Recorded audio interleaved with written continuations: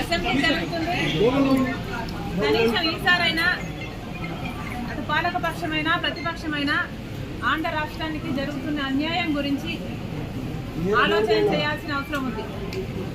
మేము ప్రతిపక్ష నాయకుడికైతేనేమి పాలకపక్ష ముఖ్యమంత్రి గారి జగనన్న గారికి అయితేనేమి లేఖలు రాయడం జరిగింది.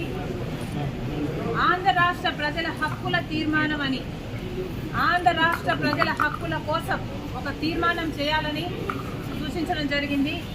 మేము ఎందుకు డిమాండ్ చేశామంటే ప్రత్యేక హోదా ఆంధ్ర రాష్ట్ర ప్రజల హక్కు కాబట్టి, పోలవరం ప్రాజెక్టు ఆంధ్ర రాష్ట్ర ప్రజల హక్కు కాబట్టి, మనకు రాజధాని సాకారం చేసుకోవడము ఆంధ్ర రాష్ట్ర ప్రజల హక్కు కాబట్టి గత 10 ఏళ్లుగా కేంద్ర ప్రభుత్వంలో ఉన్నది బీజేపీ పార్టీ ఒకటే ప్రభుత్వమే ఉంది. అయినా కూడా 1 సంవత్సరం కూడా మన గురించి ఆలోచన చేసింది లేదు.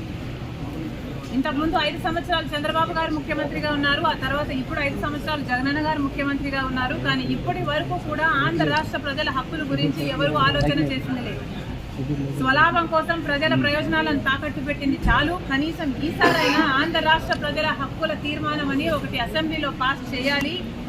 మనకు ఎందుకు ప్రత్యేక హోదా బీజేపీ ద్రోహం చేసిందో, మనకు పోలవరం ఎందుకు ద్రోహం చేసిందో, మనకు రాజధాని ఎందుకు ద్రోహం చేసిందో వీరన్నిటి మీద అసెంబ్లీలో చర్చ జరగాలి.